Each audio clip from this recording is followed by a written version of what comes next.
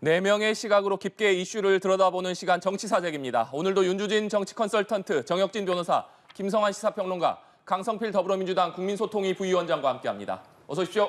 안녕하세요. 네, 지난 9일이었습니다. 북한군이 군사분계선을 침범했다가 우리 군의 경고 사격 이후 퇴각한 사실이 뒤늦게 알려졌습니다. 우리 군은 수풀이 우거져서 군사분계선 표식이 잘 보이지 않았던 상태였다면서 북한이 침범한 의도는 없었던 단순 침범이다 이렇게 평가를 했습니다.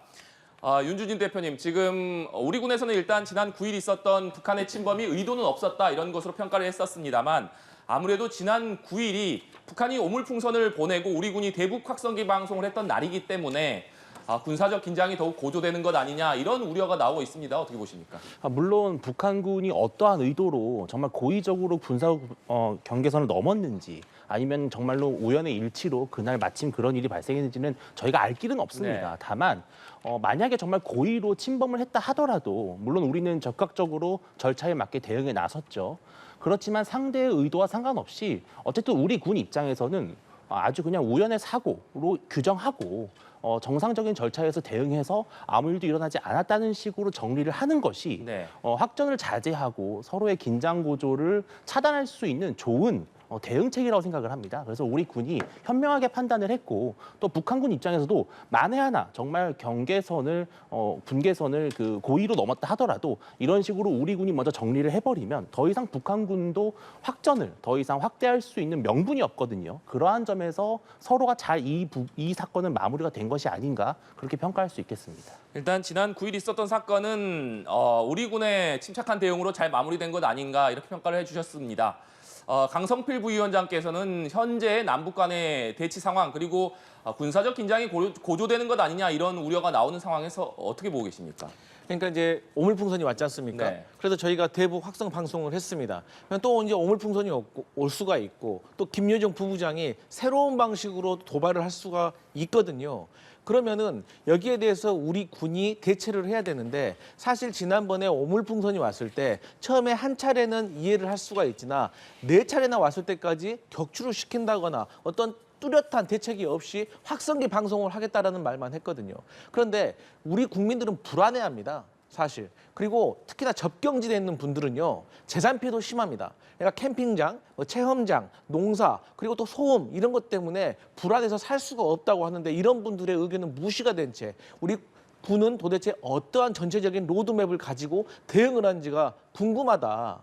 그러니까 우리가 확성기 방송으로 대응하는 건 맞습니다. 하지만 또 다시 악순환이 될 것은 뻔하기 때문에 이에 대해 총체적인 어떤 로드맵이 있어야 되고 사실 오물풍선이 또 용산에도 떨어졌다는 거 아니겠습니까? 그러면 용산에서 비행 금지 구역이 있는데 3.7km 아닙니까? 그러면은 용산 대통령실에 떨어졌는지 대통령실 앞에 떨어져 있는지 이것도 분명히 밝혀야 되는데 무슨 답이 없습니다. 그래서 이런 것들이 전체적으로 좀 문제이기 때문에 9.19 합의 효력 정지하는 것도 조금 섣부르지 않았나. 왜냐? 우리가 잔디밭에 들어가지 마시오라는 팻말이 있는데 그 팻말이 있어도 막 잔디를 가서 밟을 수는 있지만 그래도 누군가 와서 팻말이 있지 않냐라고 제재를 할 수 있는 근거가 되는 거거든요. 그래서 이러한 것에 대해서 전체적으로 군이 좀 제대로 대응을 할 수 있는 대안을 좀 세워야 된다 이런 말씀 드리겠습니다. 네. 정치권 그러니까 여야 모두 북한의 오물풍선 살포에 대해서는 비판적인 입장을 보였습니다만 여야는 우리 군의 대응 그러니까 대북 확성기 재개에 대해서는 다른 입장을 보이고 있습니다. 특히나 민주당의 경우에는 현재 대북 확성기 재개라던가 우리의 군의 대응에 대해서 비판적인 좀 반응들을 내놓고 있는데 정혁진 변호사님 어떻게 보고 계십니까? 일단은 지금 강성필 부위원장이 9.19 군사 합의를 효력을 정지시킨 것이 좀 섣불렀다라고 이야기를 했는데 9.19 군사합의는 이미 지난해 북한에 의해서 현실적으로 아무런 효력이 없는 그런 게 된 겁니다. 그럼에도 불구하고 이번에 9.19 군사 그 합의를 정지시킨 거는 우리나라에서 정지시킨 거는 그거는 이른바 김여정 하명법 때문에 그래요. 2020년 6월 4일에 김여정이 뭐라고 그랬냐면은 쓰레기들 광대 노름을 저지할 법을 만들라고 아예 우리한테 명령을 했어요. 그래가지고 2020년 12월 29일에 우리나라의 김여정 하명법이 신설이 됐습니다. 그 내용이 뭐냐면 남북관계 발전법에 24조 25조를 갖다가 실시해가지고 남북 합의서 위반 행위를 하면은 형사처벌받도록 되어 있거든요. 그 중에 대표적인 게 뭐냐면 지금 문제가 되고 있는 확성기 방송하고 전단 살포가 만약에 이대로 하면은 그 전단 살포하고 확성기 한 사람은 아무리 군인이라고 할지라도 형사처벌받을 수밖에 없는 그런 상황이 됐다고요. 네. 그러니까 형사처벌을 받지 않으려면은 남북 합의서의 효력을 정지시키는 수밖에 없단 말이죠. 그러니까 형해화되고 껍데기밖에 남지 않은 9.19 군사 합의라고 할지라도 우리나라 정부가 국무회의를 통해 가지고 명시적으로 이 효력을 정지하지 않는 이상 그러니까 형사처벌 받지 않기 위해서 이걸 갖다 한 그런 조치일 뿐이다. 저는 그런 생각이 들고요. 네. 다른 걸 다 떠나가지고 김여정 하명법부터 빨리 개정하고 24조, 25조를 폐지해야 된다. 저는 그렇게 생각이 됩니다. 네, 김성환 평론가님.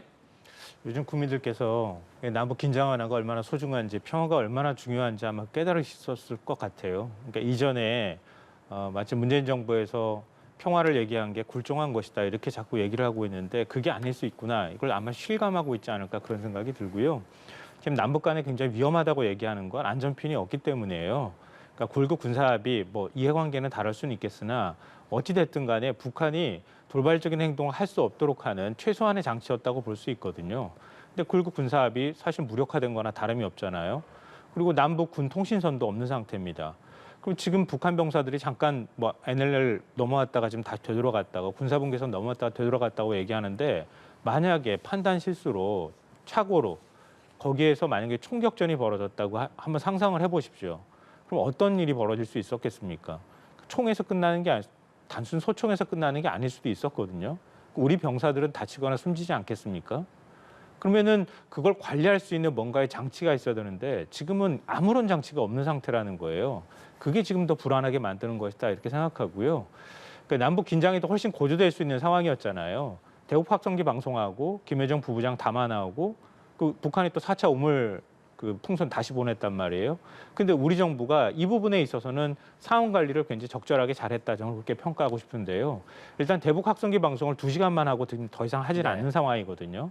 만약에 더 확성기 방송을 하면 오늘 정부 관계자가 또 신문에 이런 얘기들도 했던데요. 북한이 유치한 전략으로 나온다고 우리도 똑같이 대응하면 안 되지 않느냐 이런 얘기를 했던 것처럼 그럼 북한은 또 그런 대응을 할 거란 말이에요. 그러다가 어느 순간 진짜 국지전의 발생 가능성이 높아진다고 하는 거죠. 그러니까 북한이라고 하는 좀 비상식적인 체제 그리고 비합리적인 대응 수단을 사용하는 것을 우리가 똑같이 대응하면 우리도 똑같은 체제가 되는 거거든요. 그럼 그거를 우리가 관리할 줄 알아야 되는 게 바로 지금 윤석열 정부가 해야 될 역할이다 이렇게 생각합니다. 네, 알겠습니다. 국회 원구성 상황도 좀 짚어보겠습니다. 민주당이 어제 밤에 본회의를 열어서 18개 국회 상임위원장 중에 11명을 선출을 했습니다. 저희가 그래픽으로 준비를 해봤는데요. 일단 국민의힘에서는 계속해서 법사위와 운영위원장을 요구를 했고 또 막판에는 운영위원장은 양보할 테니까 법사위원장이라도 달라 이런 요구를 했습니다만 결국에는 더불어민주당에서 국민의힘이 요구했던 운영위원장과 법사위원장을 포함해서 과방위원장 그리고 교육위원장 등 모두 11개 상임위원장을 단독으로 선출을 했습니다. 이제 18개 상임위원장 중에 11명을 선출을 했기 때문에 7명의 상임위원장이 남아있는 상태입니다. 민주당에서는 이 7명의 상임위원장을 국민의힘에서 가져가지 않는다면 오는 13일에 본회의를 열어서 나머지 7개의 상임위원장도 민주당이 가져갈 수 있다. 이런 입장을 지금 밝히고 있는 상황입니다.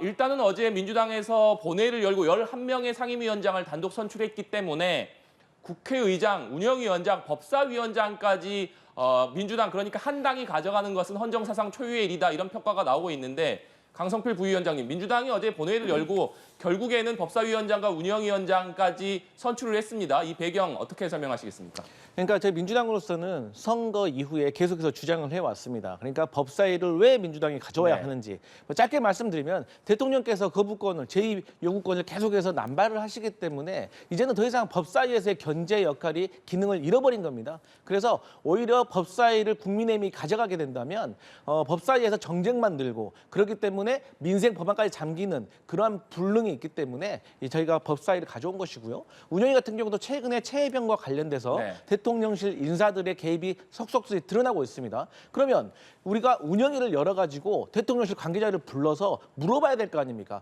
근데 운영위를 국민의힘에서 가져간다고 하면 그 운영위를 열어주겠습니까? 현안 질의할 수 있게 해주겠습니까? 안 하거든요. 그런 것이 쌓이기 때문에 특검이 되는 거고 국정조사가 되는 거기 때문에 이러한 비효율을 우리가 없애기 위해서라도 이번에는 반드시 가져와야 한다. 그리고 마지막으로 이번에 원 구성이 아마도 여당과 대통령실로서는 처음으로 총선을 참패하고 나서 체감을 할 수 있는 느낌일 것입니다. 그러니까 정말 우리가 선거에서 졌구나.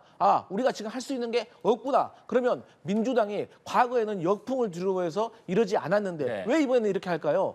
민심이 민주당 편에 있고 국민의힘과 대통령실에 좀 정신 좀 차려라 하는 채찍이기 때문인 거거든요. 그래서 앞으로는 국민의힘이 여론을 봐가면서 여론을 얻을 수 있는 그러한 정치를 하지 않으면 계속해서 민주당의 어떤 민주당이 의회 내에서의 어떤 강해가는 것을 막을 수 없을 것입니다. 네, 정혁주 변호사님, 민주당에서는 그러니까 총선의 민심을 받드는 것이다 이렇게 설명을 하고 있습니다. 어떻게 보십니까? 그게 총선의 민심일까요? 제가 봤을 때는 지금까지 관행은 제1당이 국회의장을 가져갔고 제2당이 법사위를 가져갔고 그다음에 여당이 운영위원회를 가져가지 않았습니까? 다 이런 게 이유가 있지 않았겠습니까? 이렇게 서로와 여당과 야당이 견제하고 균형을 맞춰야 그래야지 국회가 제대로 운영될 수 있을 것이 아닌가. 그렇게 해야 국회가 잘 운영되더라. 이런 경험을 통해 가지고 만들어진 관례인데 그런데 힘이 있다고 이런 식으로 독식을 한다라고 하면 그러면은 야당의 권한이 이만큼 커졌구나. 국민들이 실감할 수밖에 없는 거고요. 권한이 커지면 뭐가 또 커집니까? 책임도 커지는 거다. 그렇기 때문에 만약에 앞으로 국정과 관련해서 지금까지야 파탄이 된다라고 하면 그건 여당이 잘못된 것이다. 여당의 실수다. 이렇게 이야기가 되겠지만 앞으로는 야당도 그런 책임에서 결코 자유롭지 못하지 않을까 저는 그런 생각이 듭니다. 네, 민주당은 상임위원장을 선출한 11개 상임위 즉시 가동에 들어간다 이런 방침입니다. 박찬대 원내대표는 이렇게 얘기를 했습니다. 구성된 상임위들을 즉시 가동하겠다. 당장 부처에 업무 보고를 요구하고 그러니까 장관과 차관들에게 부처 업무 보고를 요구한 뒤에 이에 불응할 시에는 청문회를 추진하겠다 이렇게 얘기를 했습니다. 또 단독 상임위원장 선출 간행에 대해서는 위기에 처한 서민을 위한 민생 대책을 수립하고 한시가 시급한 과제들이 많기 때문이다 이렇게 설명을 했는데요. 일단 민주당에서는 오늘 오후에 첫 과방위 회의를 소집을 했고 법사위원장에 선출된 정청래 위원장도 첫 법사위 회의를 곧 소집할 것이다 이렇게 얘기를 했습니다. 김성환 평론가님, 일단 법사위 그리고 과방위가 소집됐기 때문에 21대 국회에서 폐기됐던 방송 3법이라던가 해병특검법 민주당이 다시 속도를 낼 것으로 보입니다. 네, 민주당 이미 예고를 네. 한 상황이고요. 몽골 기병처럼 관련 입법들을 하겠다 이렇게 또 얘기한 상황이기 때문에 아마 그 순서대로 가지 않을까 싶은데요. 큰 틀 안에서 보면은 민주당도 부담이고 국민의힘도 지금 부담스러운 상황이라 이렇게 생각해요. 그러니까 오죽하면 정치권에서 여당 같은 야당이고 야당 같은 여당이다 이런 얘기를 하겠습니까? 또 뭔가 하나를 법안을 상임위에서 심의를 하든 아니면은 그 법안을 추진할 때 그 여당하고 협상을 하든 간에 민주당은 그만큼 좀 무거운 자세를 보일 필요가 있다 이렇게 생각하는데요. 다만 이제 지금 국회의 모습을 21대 전반기하고 자꾸 비교하는 이유가 있습니다. 그러니까 민주당이 단독으로 가져간 의석은 그때보다 더 적거든요. 다른 야당들하고 합쳤을 때 192석이 되는 것이지만 근데 국민의힘은 그때보다 의석을 더 많이 갖고 온 거나 다름이 없잖아요. 근데 21대 전반기 국회 때 협상이 잘 안 되고 난 다음에 그때 야당이었죠. 국민의힘에서 18개 상임위 다 가져가라 이렇게 얘기를 한 거예요.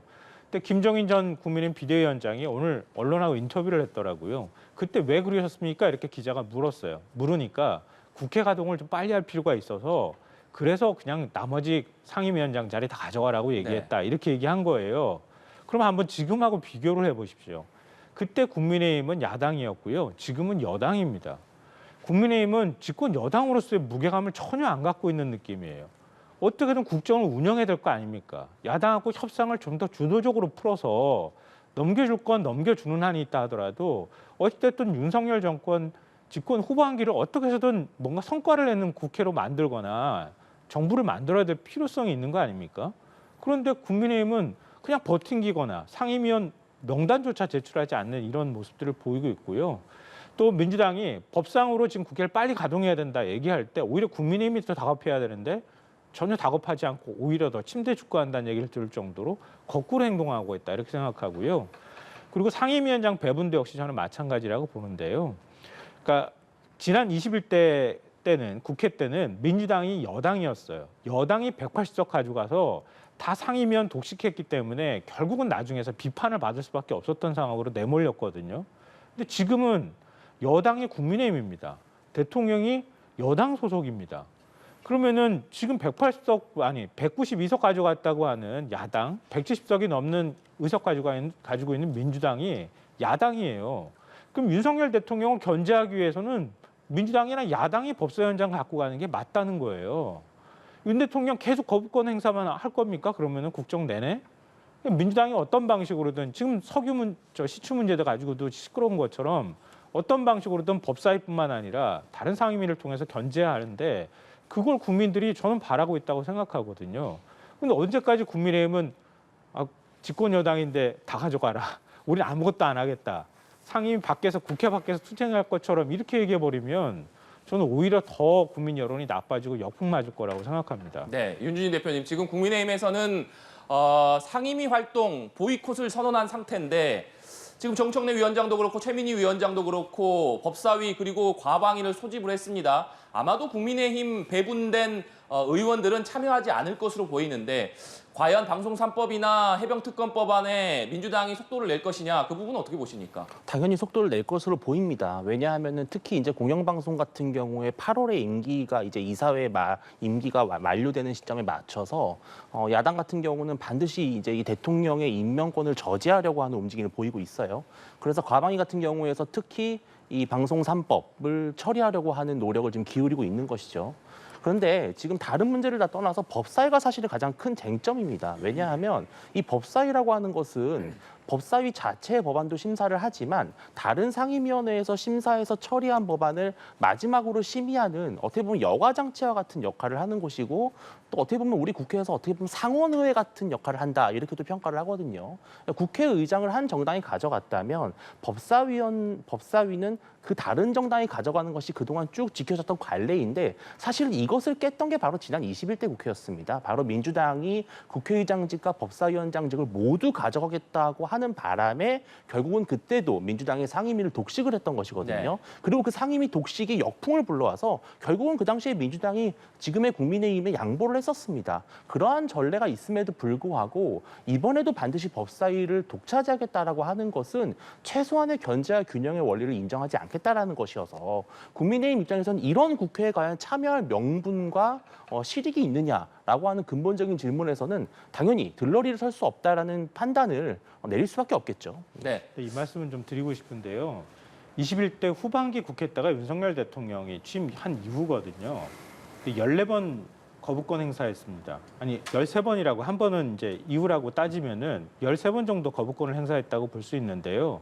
그때 법사위원장 누가 가져갔습니까? 국민의힘이었습니다. 운영위원장, 과방위원장 다 국민의힘이었습니다. 근데 왜 거부권 행사합니까? 다수의 야당이 거기에 대해서 법안 심사하자고 하면 우린 못하겠다고 하거나 그리고 야당하고 뭔가 협의를 하더라도 애초부터 협상에 응하지도 않고 이런 모습들이 계속 반복됐어요. 하다못해 간호법도 역시 마찬가지 아니었습니까? 근데 갑자기 의정 갈등 터지고 난 다음에 간호법을 국민의힘이 또 통과시키자고 얘기를 합니다. 그 우왕좌왕인 거예요. 그러면 야당이 추진하는 거는 다수가 추진하는 거니까 무조건 안 된다. 이렇게 하고 거부권 행사한 거 아니에요? 그러면은 지금 22대 전반기 국회 때 또 법사위 운영의 과방위를 국민의힘이 가져가면 뭐가 다를까요? 전 하나도 달라질 게 없다고 생각해요. 차라리 국민의힘이 얼마나 협상에 응할 수 있는지 또 국회 다수석을 야당이 가져갔다고 하는 걸 어디까지 인정할 것인지 현실을 인정해야 되는데 인정하지 않을 때에는 전 21대 후반기 국회 때랑 똑같은 현상이 나올 거라고 생각합니다. 전 국민들이 그런 모습 바라지 않을 거라고 생각해요. 네. 국민의힘의 대응 상황도 살펴보겠습니다. 국민의힘은 오늘 의원총회를 열고 일단 우원식 국회의장에 대한 사퇴 촉구 결의안을 발의를 했습니다. 국민의힘에서는 우원식 의장이 본회의에서 편파적으로 의사를 진행했고 중립 의무를 어겼다 이런 입장을 밝혔는데 앞으로 매일 의원총회를 열어서 대응책을 마련한다 이런 입장입니다. 정혁진 변호사님, 일단 국민의힘에서는 우원식 의장 촉구 결의안을 냈는데 이거 어떻게 보시는지 궁금하고 지금 민주당에서는 7개 상임위원장 국민의힘이 가져가라 이렇게 요구를 하고 있습니다만 국민의힘 일각에서는 18개 상임위를 아예 전부 다 민주당에 넘겨주고 상임위라던가 나머지 국회 일정을 보이콧하자 이런 얘기가 나오고 있습니다. 이 부분에 대해서는 어떻게 생각하십니까? 그 사퇴 촉구가 무슨 의미가 있겠습니까? 그냥 촉구하는 거예요. 그렇다고 우원식 의장이나 뭐 이렇게 사퇴를 하겠습니까? 그건 말도 안 된다 그런 생각이 들고 갑갑하다라고 생각되는 것은 이런 일들이 이번만 끝나고 앞으로는 국회가 잘 되겠지 이렇게 기대할 수 없다라고 하는 게 일반 국민들이 깝깝할 수밖에 없는 그런 상황이고 중요한 건 뭐냐면요. 우원식 국회의장이 모든 사람의 예상을 깨고 뜻밖의 국회의장이 되지 않았습니까? 그런데 어쨌든 그럼에도 불구하고 우원식 국회의장 본인은 내가 국회의장이 출마를 갖다 해서 무언가 국회의장으로서 하고 싶은 포부가 있었지 않겠습니까? 그러니까 그 포부대로 제대로 그 국회를 이끌어 달라. 더군다나 지금과 같이 여당과 야당이 급격하게 아주 막장으로 치닫고 있는 그런 상황에서는 국회의장의 역할이 굉장히 중요할 것이다. 만약에 국회의장 역할 제대로 못하면요. 국회의장은 우리나라의 공식적으로 넘버 2 아니겠습니까? 역사의 이름이 남을 것이다. 그걸 생각해야 되지 않을까 하는 생각이 들고요. 그다음에 이제 결국은 이제 7개 상임위원장이 남았는데 제 생각에는 민주당이 18개 상임위를 다 독식하는 게 민주당에게도 굉장히 부담이 되지 않을까 저는 그런 생각이 들고요. 그럼에도 불구하고 여당이 과연 어떻게 대처할 것인지 여기에 대해서는 여당 지도부의 아주 면밀한 판단이 있어야 될 것 같은데 어쨌든 많은 국민들이 걱정하고 지켜보고 있는 것이다. 저는 그렇게 생각이 됩니다. 네, 강성필 위원장께서는 나머지 7개 상임위원장 결국엔 민주당이 가져가게 될 것이냐 이 부분은 어떻게 전망하고 계십니까? 그러니까 국민의힘 원내대표가 극한 직업이라는 게 이럴 때 이런 상황 때문에 나오는 겁니다. 근데 저는 개인적으로 아쉬운 게요. 제가 추경호 원내대표라고 하면은 어떻게든지 간에 몇 가지의 방법을 생각해서 협상을 해보자고 나설 것 같아요. 뭐 예를 들어서 법사위는 일단 포기해야 됩니다. 민주당이 너무 강경하니까. 그러면 법사위를 포기하고 나서 대신에 11대 7이 아니라 9대 9로 나눠 갖자라든지 아니면 법사위를 우리가 가져가든지 하지만 뭐 특검에 대해서는 우리가 통과시키겠다고 약속을 한다든지 뭐 여러 가지 안을 가지고 흥정을 해야 되는데 흥정 자체를 안 하려고 하니까 이게 여당이 너무 무기력한 모습을 보이는 것이다. 그러면서 동시에 여당이 상임위를 보이콧을 하겠다. 이건 여당 스스로 의회를 해산하겠다는 뜻이에요. 그런데 그런다고 해서 뭐 본인들의 당에서 그러니까 국민의힘에서 뭐 15개 특위를 구성한다고 했거든요. 그런데 그 말도 믿을 수가 없어요. 왜냐면요. 지난주까지 해서 22대가 개원을 하고 나서 38번의 토론회가 있었거든요. 그런데 국민의힘에서 개최한 토론회는 9개밖에 안 돼요. 나머지는 야당이 개최한 거예요. 그만큼 야당이 민생이라든지 입법이라든지 정책에 있어서 훨씬 활발하게 일을 하고 있다는 증거거든요. 그리고 이뿐만이 아니라 지금 의대 파업, 오물풍선은 오고 있죠. 그다음에 소상공인 대출 연체율은 11년 만에 최고치입니다. 그리고 군대 내 사망 사고는 지금 계속 끊이지 않고 있는데 뭐 하나 좋은 게 있습니까? 그러니까 여론이 국민의힘에게 차갑고 대통령실에게 차가운 거예요.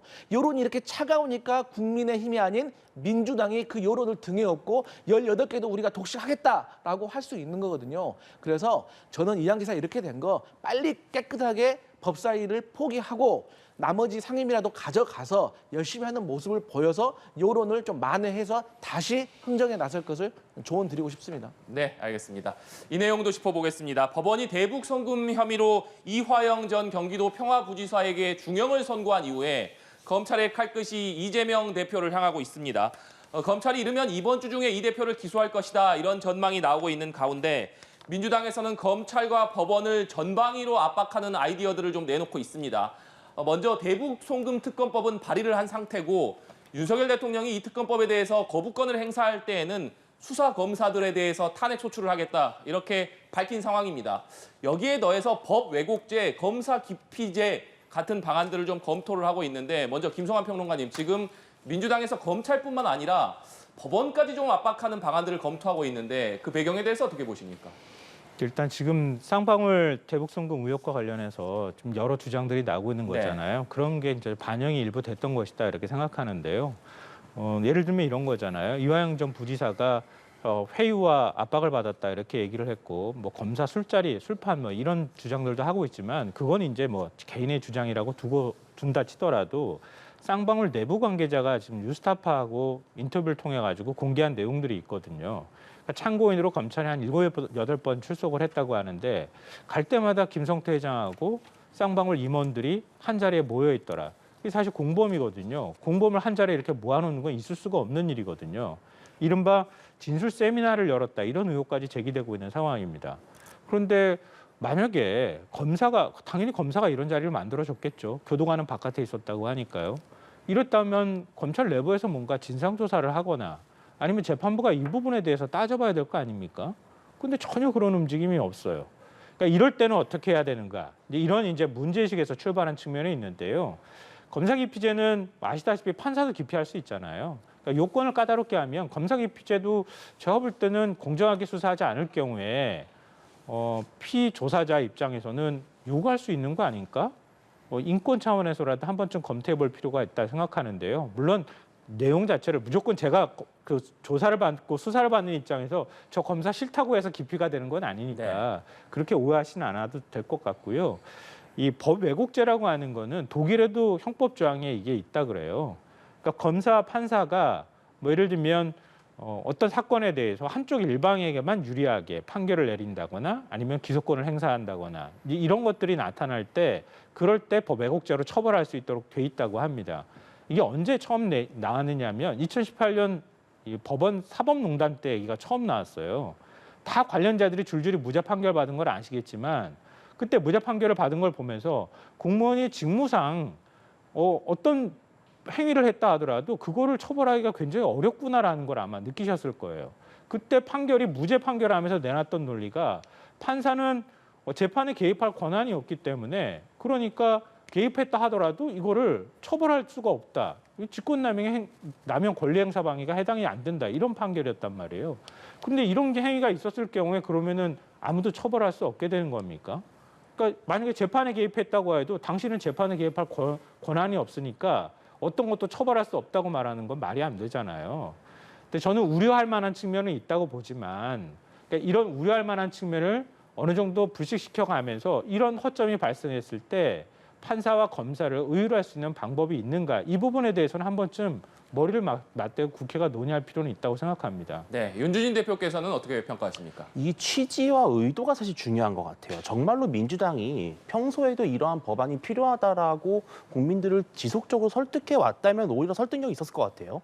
그런데 마침 이화영 부지사에 대해서 매우 불리한 판결이 나오고 이것이 이재명 대표에게 불이익을 줄 것으로 예상이 되니까 다시 이러한 보복성 입법을 하는 거거든요. 그렇다면 국민들이 봤을 때 이것이 정말 대한민국 사법 질서의 개선을 위한 것인지 아니면 이재명 대표의 방탄을 위한 것인지 의심할 수밖에 없지 않겠습니까? 그리고 방금 평론가께서 말씀하셨지만 물론 장단점이 있을 겁니다. 그런데 사실은 대한민국이 왜 그렇다면 3심제를 택했냐라는 게 아주 근본적인 문제입니다. 자, 일부 소수의 검사가 정말 법을 왜곡하고 사적인 감정에 의해서 조작 수사를 한다든지 무리하게 기소를 해서 어떠한 무고한 사람을 탄압할 수도 있습니다. 당연히 그런 일이 발생할 수도 있습니다. 그런데 그러한 것들을 1심, 2심, 3심을 통해서 여과하는 겁니다. 그렇기 때문에 대한민국은 3심제를 택하고 있는 것이죠. 만약에 즉결 처분을 한다면 이런 법이 필요할 수도 있어요. 그런데 검사 기피제 같은 것들이 도입된다면 어떤 피고인이 이거를 안 쓰겠습니까? 전부 활용할 겁니다. 그렇기 때문에 만에 하나 발생할 수 있는 그러한 사법적인 폐해가 발생하더라도 그것을 막는 3심제가 있기 때문에 이러한 제도들은 매우 무리하게 사법 질서를 혼란에 빠뜨린다 이렇게 생각을 합니다. 네. 이런 가운데 이재명 대표의 사법 리스크를 겨냥해서 한동훈 전 비대위원장이 띄운 헌법 84조 논쟁이 뜨겁습니다. 헌법 84조 내용은 이렇습니다. 대통령이 내란 또는 외환의 죄를 범한 경우를 제외하고는 재직 중에 형사상 소출을 받지 않는다. 이런 내용이 헌법 84조인데 정혁진 변호사님, 이재명 대표가 만약에 대통령에 당선됐을 경우에 지금 여러 건의 재판을 받고 있기 때문에 그 확정 판결이 나기 전에 대통령에 당선이 됐다면 재판이 계속되는 것이냐 중단되는 것이냐 여러 가지 해석들이 나오고 있습니다. 어떻게 보십니까? 저게 84조에 형사상 소추라는 표현을 써서 그래요. 이 소추가 기소랑 같은 말이냐 다른 말이냐 여기에 따라서 만약에 기소와 같은 말이다라고 하면 그러면은 이제 그 피고인이 대통령이 당선됐다고 하더라도 마찬가지로 형사 재판은 계속 진행된다라고 해석이 될 거고, 그런데 이 소추에 공소 유지까지도 포함이 되는 것이다라고 하면 헌법 84조에 따라 가지고 피고인 대통령이 된 피고인에 대한 형사 재판은 정지가 될 것이다, 이렇게 해석이 될 것인데, 이런 상황은 사실 우리나라 역사상 있어 본 적이 없기 때문에 그냥 그 헌법에 이런 내용이 들어있었지 실질적으로 문제가 됐었던 것은 없었단 말이에요. 그런데 문제는 뭐냐면은 이재명 대표가 지금까지 이번 주에만 이재명 대표 재판 세 번 받습니다. 크게 진행되는 재판만 3개인데 만약에 수원지검에서 또 그 기소를 한다라고 하면 4번이나 네. 받잖아요. 그렇게 되면 이런 분이 이제 또 야당의 제1당의 그 대통령 후보가 돼서 대선에 나오게 되는 아주 기괴한 현상이 딱 벌어지게 되면 진짜 이런 문제가 되는 것이 아닌가, 저는 그런 생각이 될 것 같은데, 제 개인적인 생각은 어떻게 대통령을 형사재판을 하겠습니까? 그러니까 이론 같은 걸 떠나가지고 현실적으로 재판이 진행되는 일은 없을 것이다. 그런데 앞으로 대선이 얼마 남았습니까? 3년 가까이 남았잖아요. 무슨 재판을 그렇게 대단한 재판도 아니고 공직선거법 재판, 위증교사 재판 이런 것들은 다 그냥 결론이 나온 거 아니겠습니까? 작년에 유창훈 부장판사가 위증교사는 혐의가 소명되는 것으로까지 인정을 갖다가 했는데 법원이 무슨 재판을 이런 걸 가지고 3년씩이나 하는지, 이런 것들에 대해서 국민들은 헌법 84조보다도 우리나라 법원에 대해서, 판사들에 대해서 도대체 일을 어떻게 하는 것인지 눈 똑바로 뜨고 보고 있지 않을까, 저는 그런 생각이 듭니다. 네, 강성필 위원장께서는 한동훈 전 위원장이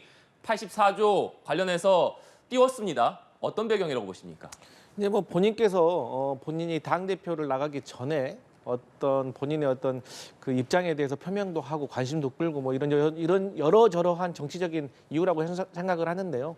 어쨌든 저는 이 대통령이 재임 기간에 소추받지 않는다라는 것은요, 결과적으로 국민의 선택을 받은 대통령이 안정적으로 그 지위를 유지해서 대통령직을 수행할 수 있도록 하는 게 저는 그 헌법의 취지라고 생각을 해요. 그런 차원에서 우리가 본다고 하면, 예를 들어서 미국의 사례를 들어볼게요. 트럼프 대통령 같은 경우는 34개 혐의에 대해서 유죄를 받았습니다. 근데 이분이 대통령 선거에 나갈 수가 있어요. 그럼 대통령 선거에 나갔어도 감옥에 갈 수 있습니다. 근데 감옥에서도 출마할 수 있고 또 당선이 되면 감옥 안에서 대통령직을 수행할 수도 있는 거예요.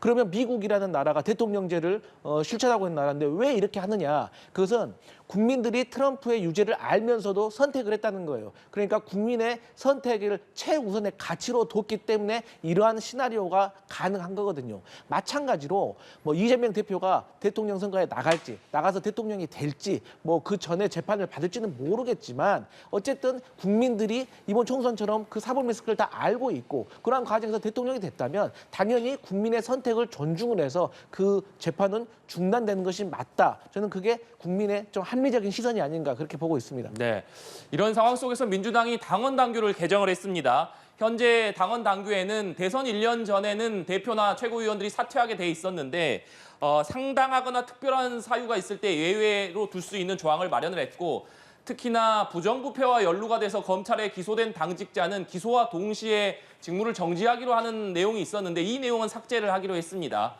그렇기 때문에 이것이 이재명 대표를 위한 것 아니냐, 이재명 대표의 일극 체제 완성을 위한 시도 아니냐, 이런 비판들도 일각에서 나오고 있는 상황인데 김성환 평론가께서는 어떻게 보십니까? 그 민당을 바라볼 때는 항상 이재명 대표 얘기가 앞서기 때문에 이 이재명 대표 때문 아니냐, 이렇게 다 그냥 해석을 해버리는 것 같은데요. 이 선거법 문제와 관련해서 아마 검찰이 본격적으로 수사가 시작될 겁니다. 그러면 이재명 대표뿐만 아니라 여러 의원들이 구설에 휩싸일 가능성, 검찰 수사선상에 오를 가능성도 네. 있거든요. 근데 민주당 입장이나 야권에서 바라볼 땐 우리나라 검찰 지금 공정하지 않거든요. 그럼 공정하지 않은 그 검찰이 계속 수사를 하게 될 경우에 그러면 어떤 일이 벌어질까? 그러면은 그때마다 당원 당규 얘기 나오면서 그럼 예외로 인정해야 될 거냐 말 거냐 끊임없이 논란에 휩싸일 가능성이 높단 말이에요. 그러니까 단순히 이재명 대표 한 명을 위해서만은 아닐 것이다. 저는 그렇게 생각하고요. 그러니까 그런 논란들을 일단 좀 정리해 줄.